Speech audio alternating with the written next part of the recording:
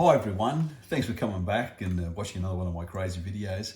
I'm sitting in front of my dishwasher because I thought something was wrong with it. Water was pooling underneath. There's a metal mesh that catches extra food, and water was pooling underneath that. Now I thought that it wasn't working properly, but I wasn't sure because the dishes were perfectly clean. There was nothing wrong with them, but still there was water underneath that in the little sump or where underneath the mesh. So after some investigation on YouTube, of course, I realized that that's actually normal. I have a Miele dishwasher, and some water pooling underneath is totally fine.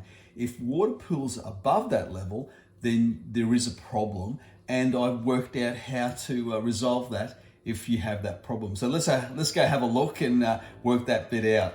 Oh, I always wanted to do this. And we'll try it again. Well, here we are inside the dishwasher. Now, if you have water pooling above this metal mesh, stainless steel mesh, then you do have a problem, and I'll just show you how to sort that out. Right, to get to what's underneath here, all you have to do is remove this. You don't have to, but it's easier to get to it. The swinging water arm, that just pulls straight out. You've got these two soft clips here that hold it together. Just pull that out. You push that anti-clockwise, and it just slides right out. You've got another mesh here that captures any finer foods, and all you have to do is give that a clean every now and again with some detergent and a sponge. So that can easily go back together. I'll put this to the side. I'll put it together later on. Now, this is the device we're after that unclips. So this metal bar, you just unclip it.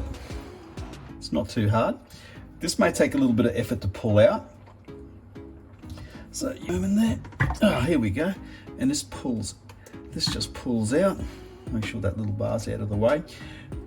Now, once we've got this out, there's a large ball bearing in here that stops the water when it's in this position. It'll drop down and stop the water from coming back in and filling up your sump. So have a check in here to see if there's any debris in here. Down here, there's a propeller or impeller that should spin freely. And I'm going to try to get in a bit closer. So as you can see, I've come in a little bit more, and there's an impeller in here, and that should spin freely. So if that's spinning freely, then you've got no debris stuck in there, and that means it'll be flowing properly. So if there was debris stuck in there and it wasn't pumping out properly, then the water would pool up here above your mesh, and you'd have water all inside. While you got this out, give it a bit of a clean too. Some debris will build up in there or around here, so give that a wipe and a clean. And it's very easy to put back in. You put the long bit in first and just push it down, and that's it. Clips back on and you're done. I hope you guys had fun today. I did. I learned something new about how the impeller can get stuck and not drain the water away properly. It was a pretty easy thing to do, just pulling that little bit of the pump out and making sure the blades were clean and free of debris.